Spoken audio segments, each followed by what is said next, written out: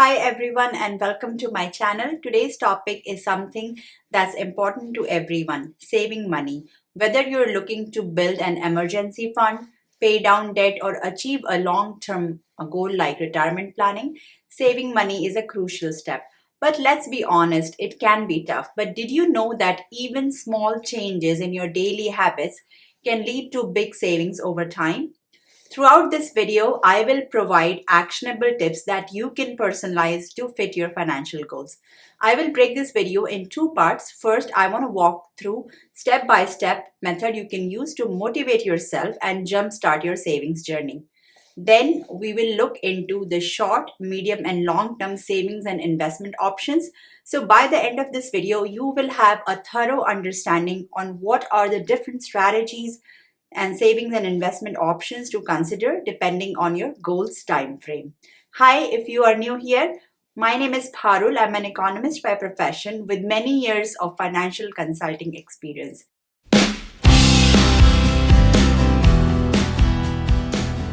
If you ever dreamed about what your future could look like, financial planning will help you turn those dreams into reality.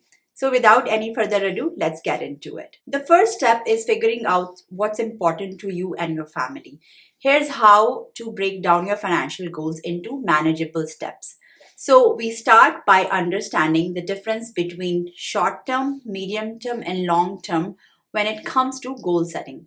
Short term goals are things you want to achieve in 1 to 2 years, like saving for a vacation or for a kitchen remodeling. Medium term goals might be something like 3 to 5 years, for example, down payment of your house, and the long term goal is way down the line, like retirement planning. So write it down. Seeing your goals on paper makes them more real. So make a list of each time frame, short term, medium term, and long term. Start by grabbing a pen and paper or opening the notes app on your phone. Take a deep breath and ask yourself a few questions. Where am I right now financially? What are my short term, long term financial goals? Are there any areas where I can cut back on spending?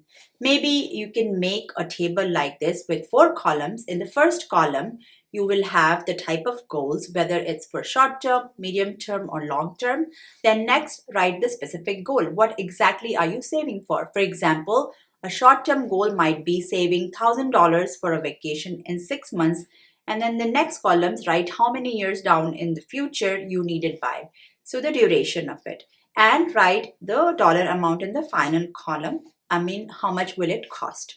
So try to be very specific. So as you can see in this example, a long-term goal might be saving about $1.5 million for your retirement.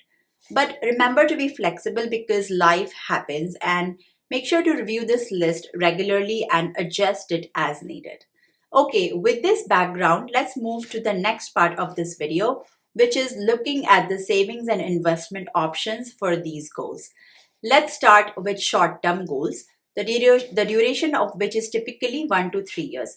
When we save for short-term, one of the most important ones that everyone should start with is to save for emergencies. Now, it is important to note that for your emergency fund, you need to keep the money in a place where you can access it easily. So, aim to keep it at least 3 months worth of expenses if you're a single person, and if you have a family, then try to save for at least 6 to 12 months of expenses in a high yield savings account.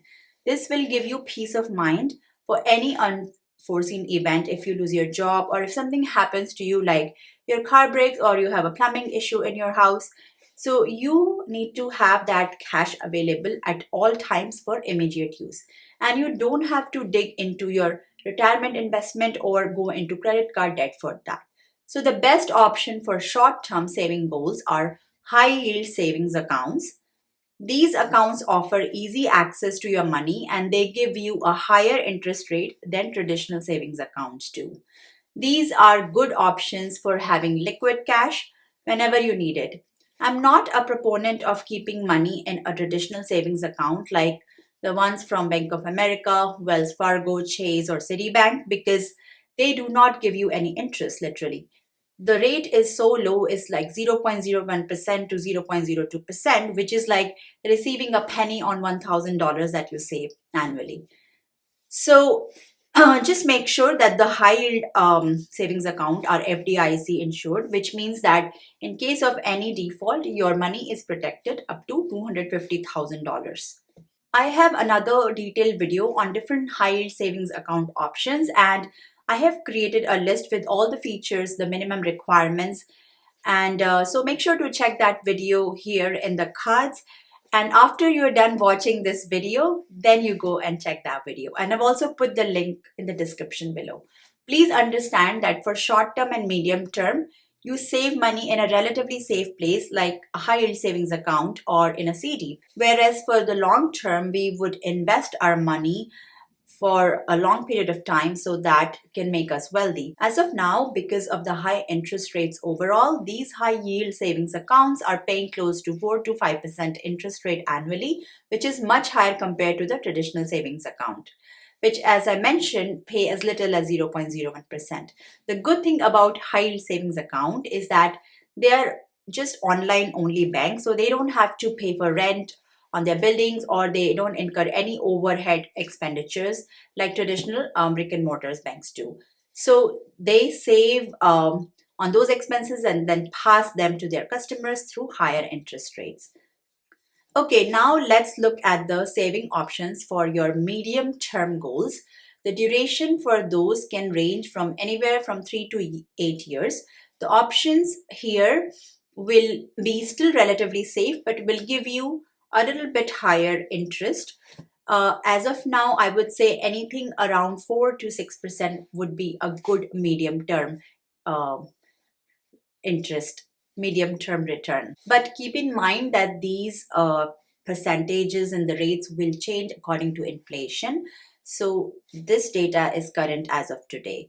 Usually, when the interest rate is high, it's because of the higher inflation, because the central bank tries to cut the overall spending in the economy, and that's when they raise the interest rate.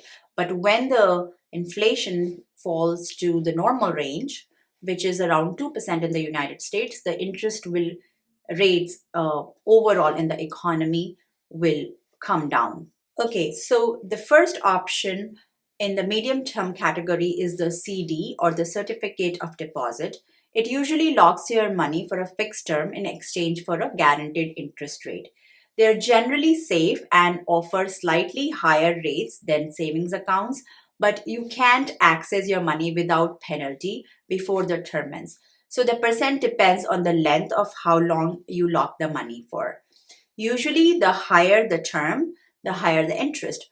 For example, if you go to Bank of America's website, you can see that it shows the option of CDs, and the annual percentage yield rates are around 0.05 to 4.75%. And this again depends on the term. So a typical duration for CDs would be around 3 to 5 years.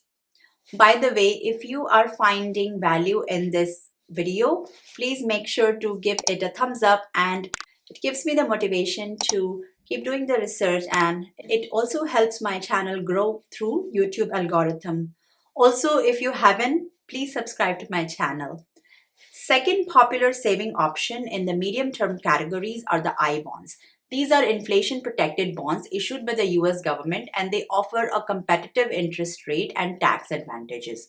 So the good thing about I bonds is that they adjust based on inflation rate, and the variable component of the I bonds interest rate is it adjusts semi-annually based on the inflation data. This means that as inflation rises, the interest rate on bonds also increases. So this way, the real value of your investment over time is preserved. Just to give you some details, I savings bonds earn interest monthly, but the interest is compounded semi-annually, meaning that every 6 months they apply the bond's interest rate to a new principal value. The new principal is the sum of the prior principal and the interest earned in the previous 6 months.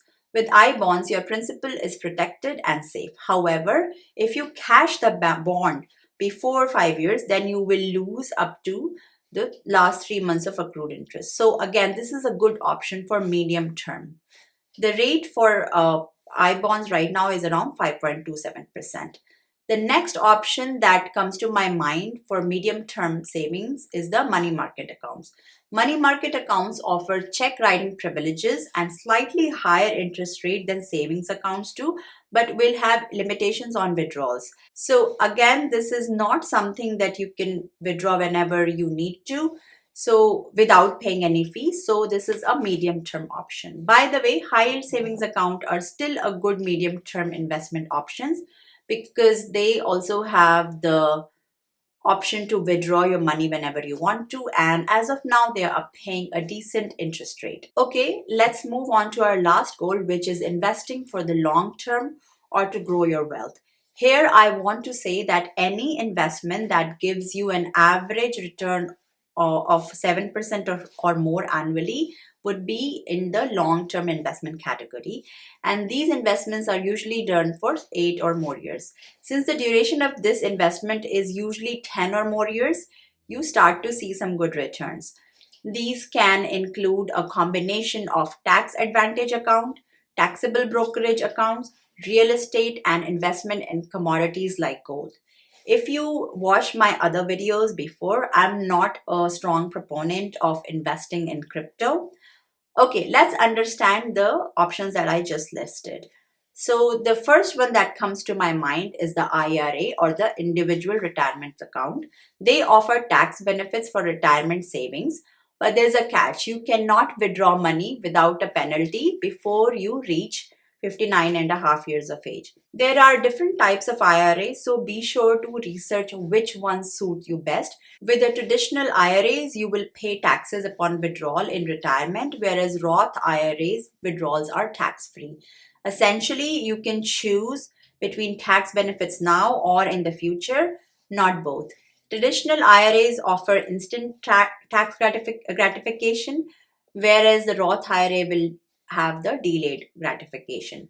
The contribution limit for an IRA in 2024 is $7,000 for those under 50 and $8,000 for 50 years and above. These limits are adjusted annually for inflation and are published by the IRS. The second option is the 401k retirement plan, which is named after the Section 401k of the US tax code. It differs from the individual retirement account because these accounts are employer sponsored. The 2024 401k contribution limit is 23,000 for employee contributions and 69,000 for the combined employee and employer contributions.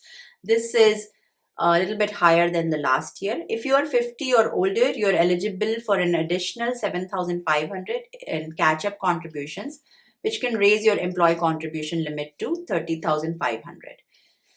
If you still have money to invest after you max out 401k and IRAs, you can invest in taxable accounts like stocks and mutual funds. Stocks and mutual funds offer the potential for higher growth but also come with inherent risks or fees. Consider your risk tolerance and investment timeline before investing in individual stocks or mutual funds. The safer strategy is to invest in index funds or ETFs, which follow a broad based index like, for example, Vanguard S&P 500 or a Vanguard total stock market index fund. They usually have a good rate of return and very low expense ratio. So the expense ratio right now for Vanguard S&P 500 index fund is only 0.04%. Remember that these accounts will not give you any tax advantage. To optimize your returns, make sure to invest first in the IRAs and 401ks before you start investing in taxable accounts. Some people also invest in real estate and commodities like gold. I think investing in REITs is also a good idea for diversification. If you don't have enough money to buy a property, by investing in real estate investment trust, you can get exposure to real estate market, and I'll cover that in another video.